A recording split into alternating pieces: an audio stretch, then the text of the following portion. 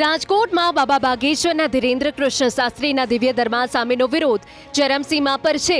ધીરેન્દ્ર કૃષ્ણ શાસ્ત્રી અંધશ્રદ્ધા ફેલાવતા હોવાના આરોપ સાથે રાજકોટ સામાજિક અગ્રણી પુરુષોત્તમ પીપળિયા હવે સીધા જ એ ડિવિઝન પોલીસ સમક્ષ પહોંચી ગયા છે। તેમણે પોલીસે ગુરુવારે 2 અરજી કરી છે। એક અરજીમાં દિવ્ય દરબાર રદ કરાવવાની માંગ છે, તો બીજી અરજીમાં પીપળિયાએ પોતાના માટે પોલીસ સુરક્ષા માંગી છે। પીપળિયાએ સ્પષ્ટતા સાથે કહ્યું કે સનાતની તરીકે હનુમંત કથાનો મને વિરોધ નથી, પરંતુ કથાની આડમાં પ્રેત દરબારમાં ન થવો જોઈએ। મને એ ડિવિઝન પોલીસ તરફથી હાજર રહેવાનું પીઆઈ સાહેબ તરફ બોલાવેલ છે। મેં ગઈકાલે 2 અરજી કરેલ છે, જે પૈકી એક અરજી એ જે દિવ્ય દરબાર યોજવાનો છે તે રદ કરવા સામેની છે। અમારી હનુમાન કથા વિશે કોઈ વાંધો નથી, તે ચાલુ રહેવી જોઈએ, એને અમે આવકારીએ છીએ। એક સનાતની તરીકે હનુમાન કથા થાય તે આવકારને પાત્ર છે, પરંતુ હનુમાન કથાના બાના હેઠળ છેલ્લે દિવસે જે દરબાર યોજવાનો છે, પ્રેત દરબાર, જેને દિવ્ય દરબાર તરીકે ખપાવવામાં આવે છે, તે દિવ્ય દરબારમાં અમને મીડિયા દ્વારા જાહેર આમંત્રણ આપવામાં આવેલ છે। કોઈ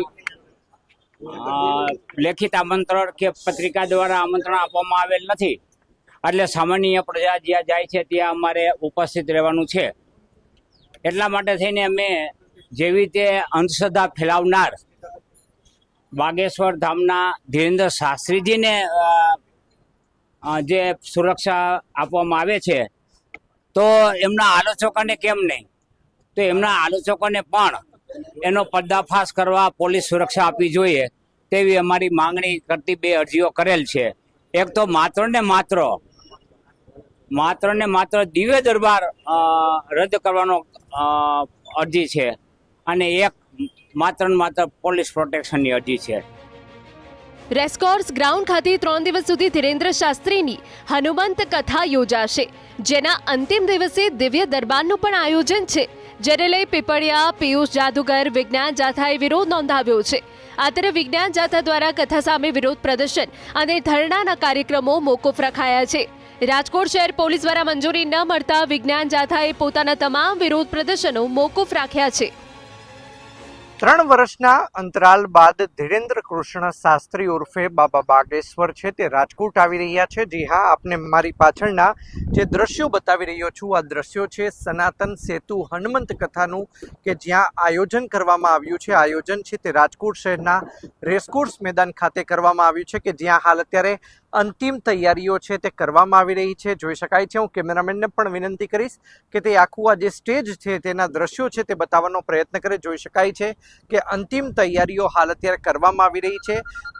5 તારીખથી આજે સનાતન સેતુ હનુમંત કથા છે તે શરૂ થવા જઈ રહી છે। સાંજના 7 વાગ્યાથી લઈને રાત્રિના 11 વાગ્યા સુધી અહીંયા 50,000થી પણ વધુ લોકો છે તે જે કહી શકાય કે જે બાબા બાગેશ્વર ઉર્ફે ધીરેન્દ્ર કૃષ્ણ શાસ્ત્રી છે તેમના વ્યાસપીઠેથી જે સનાતન સેતુ હનુમંત કથાનું આયોજન કરવામાં આવ્યું છે તેનું શ્રવણ કરવાના છે। તો બીજી તરફ આ આયોજનને લઈને રેશનાલિસ્ટ છે, સાથોસાથ જે સામાજિક અગ્રણીઓ છે તે સતત પોતાનો વિરોધ નોંધાવી રહ્યા છે।